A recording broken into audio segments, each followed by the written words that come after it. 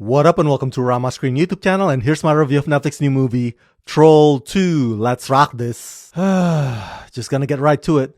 Troll 2 is yet another evidence that some movies do not need sequels. I actually quite enjoyed the previous first film back in 2022. It wasn't perfect, but I thought it was a pretty entertaining monster flick. But this follow-up is a hot mess. Paper-thin storyline, clunky dialogues, low-rated acting, and the human drama is so campy and shallow with a bunch of speeches that are cringy and poorly written. Not to mention, the big troll action is few and far between this time around, and nothing about it is remotely close to being inventive. This whole movie is a cash grab that lacks significant substance. The script did not put any thoughts into the motivations and the characters.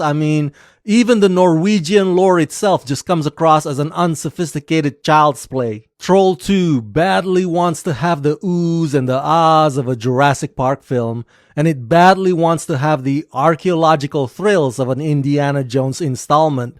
But what it ends up happening instead is a half-assed, predictable, formulaic movie that does not bring anything new to the table. Directed by Roar Uthog, when a dangerous new troll is awakened, unleashing devastation across Norway, beloved adventurers Nora, Andreas and Captain Kris are thrust into their most perilous mission yet.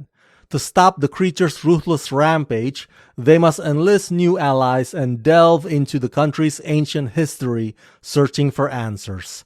As the clock ticks and the troll's path of destruction grows wider, our heroes face impossible odds in their fight to save their homeland from falling into darkness. Starring Ine Marie Willman, Kim Falk, Mats Sjogard Peterson, and Sarah Korami. What else? What else can I say about this major time waster?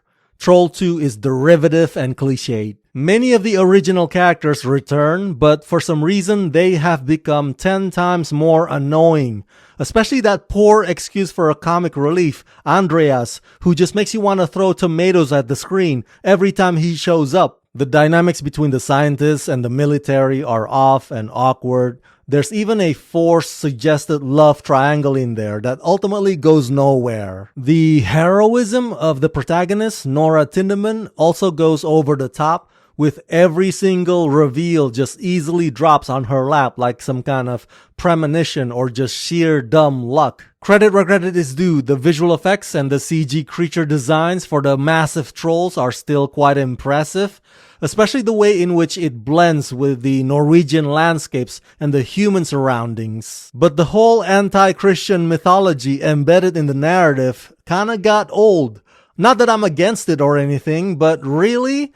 That's the same old route you're going with again? Surely you can think of another fresher angle. Jeez, man. And lastly, whereas the previous film depicted the troll monster as a misunderstood tragic creature, Troll 2, however, just resorts to a simplistic, brainless Transformers-esque collision devoid of any effort to try to make us, the audiences, empathize with either of them. So yeah, overall I give Troll 2 the rating of 1.5 out of 5. Corny, pathetic, and laughable. I watched it so you don't have to. Skip this movie at all cost.